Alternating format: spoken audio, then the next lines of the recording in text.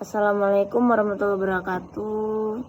Perkenalkan, nama saya Natasha Wantia, NIM 2210404011 dari jurusan Manajemen Bisnis Seri A semester 6. Di sini saya akan menjelaskan tentang pemahaman potensi ekonomi kreatif di Indonesia.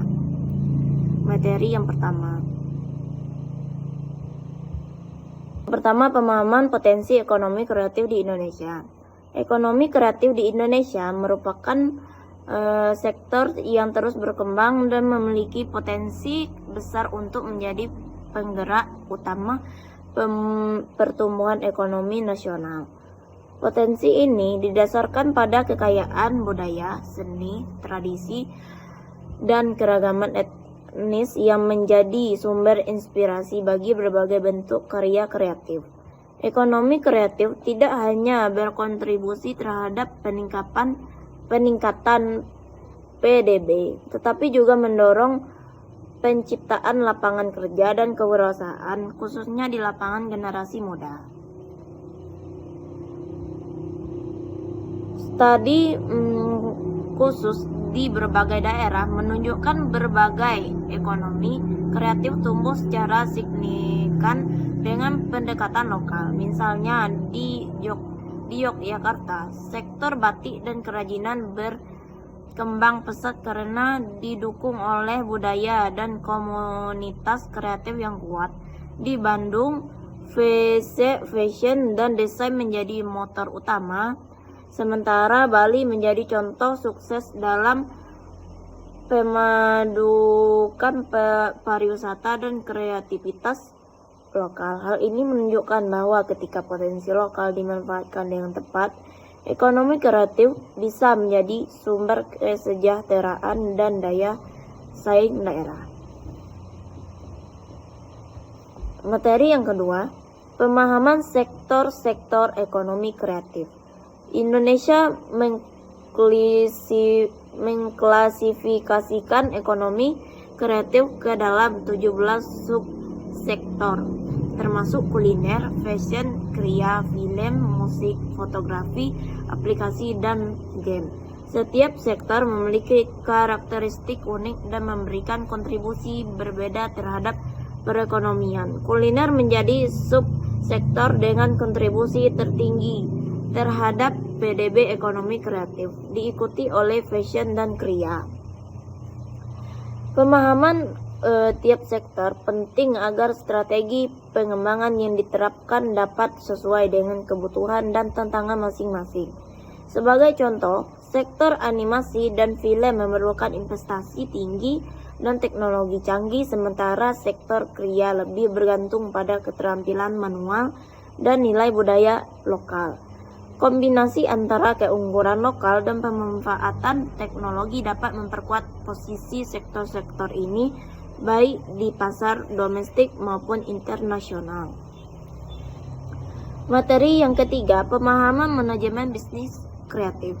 Manajemen bisnis kreatif berbeda dari bisnis konvensional karena menitik beratkan pada ide, inovasi, dan orisinalitas sebagai aset utama.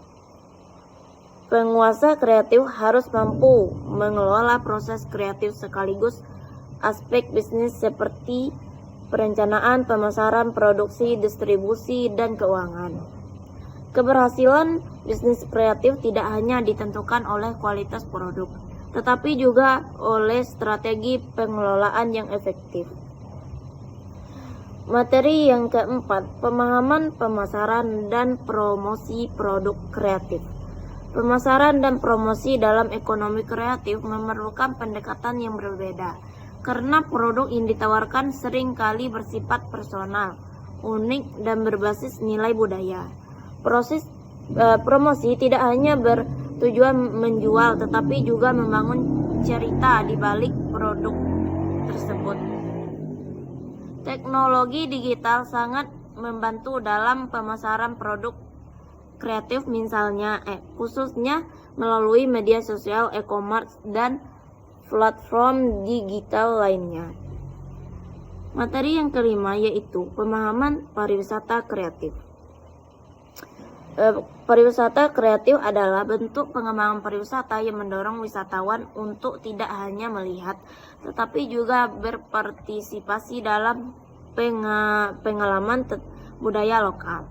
Di Indonesia, potensi pariwisata kreatif sangat besar, mengingat banyaknya tradisi seni dan kearifan lokal yang dapat dikembangkan menjadi aktivitas wisata. Misalnya, wisata membatik di Solo, belajar menari di Bali, atau membuat keramik di Kasongan. Pariwisata kreatif tidak hanya meningkatkan nilai tambah ekonomi, tetapi juga memperkuat pelestarian budaya dan mendorong inovasi berbasis lokal. Materi yang keenam, pemahaman pengembangan produk kreatif. Pengembangan produk kreatif mencakup proses dari ide awal hingga produk siap pasar. Ini melibatkan riset pasar, eksplorasi, desain, uji coba, dan penyempurnaan produk. Proses ini sangat penting agar produk tidak hanya menarik secara estetika, tetapi juga relevan dengan kebutuhan pasar dan memiliki daya saing. Desainer dan pelaku kreatif harus terus mengeksplorasi bentuk, fungsi, dan nilai dari produknya. Selain itu, pendekatan kolaboratif antara kreator, pengrajin, dan konsumen juga penting dalam menciptakan produk yang adaptif dan berkelanjutan. Penekan pada keaslian dan inovasi menjadi kunci dalam menghadapi persaingan yang sangat ketat, baik di dalam negeri maupun global. Materi yang ketujuh, pemahaman regulasi dan kebijakan ekonomi kreatif. Keberhasilan pengembangan ekonomi kreatif sangat bergantung pada dukungan regulasi dan kebijakan pemerintah. Kebijakan yang baik mencakup perlindungan hak kekayaan intelektual atau HKI, fasilitas pembiayaan, kemudahan perizinan, serta dukungan terhadap pendidikan dan pelatihan kreatif. Regulasi yang adaptif terhadap perkembangan teknologi dan perubahan pasar global sangat diperlukan. Selain itu, kerjasama lintas sektor antara pemerintah, swasta, dan komunitas juga sangat penting untuk menciptakan ekosistem ekonomi kreatif yang inklusif dan berkelanjutan. Pemerintah juga harus berperan aktif dalam promosi ekonomi kreatif di tingkat internasional. Materi yang ke-8, pemahaman dampak sosial dan ekonomi pada ekonomi kreatif. Ekonomi kreatif tidak hanya berdampak pada aspek ekonomi, tetapi juga sosial. Secara ekonomi, sektor ini mampu menciptakan lapangan kerja, mendiversifikasikan sumber pendapatan, dan meningkatkan ekspor. Secara sosial, ekonomi kreatif mendorong inklusi sosial, memperkuat identitas budaya, dan meningkatkan partisipasi komunitas. Pelaku ekonomi kreatif seringkali berasal dari kelompok masyarakat marginal, sehingga sektor ini mampu memberdayakan secara langsung. Kegiatan kreatif juga dapat menjadi sarana pemulihan sosial di daerah konflik atau berdampak bencana. Oleh karena itu, ekonomi kreatif dapat menjadi strategi pembangunan yang lebih manusiawi dan berkelanjutan. Materi ke-9, pemahaman teknologi dalam ekonomi kreatif. Peran teknologi dalam ekonomi kreatif sangat signifikan. Teknologi digital memungkinkan pelaku kreatif memproduksi, memasarkan, dan menjual produk mereka secara global dengan biaya rendah. Teknologi seperti kecerdasan buatan AI dan blockchain membuka peluang baru untuk inovasi produk, sistem pembayaran, dan perlindungan hak cipta. Platform seperti YouTube, Instagram, TikTok, dan marketplace online memberi ruang bagi pelaku kreatif untuk membangun audiens dan menjangkau konsumen tanpa batas geografis. Integrasi teknologi dalam proses kreatif juga mendorong efisiensi produk dan meningkatkan kualitas karya yang dihasilkan. Materi ke-10 yaitu studi kasus ekonomi kreatif internasional. Banyak negara telah membuktikan bahwa ekonomi kreatif dapat menjadi sektor unggulan.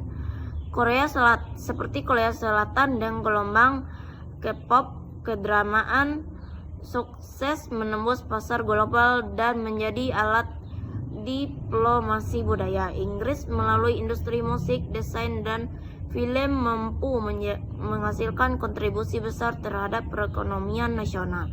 Studi dari negara-negara tersebut menunjukkan pentingnya kebijakan publik yang mendukung infrastruktur yang memadai dan perlindungan HKI yang kuat.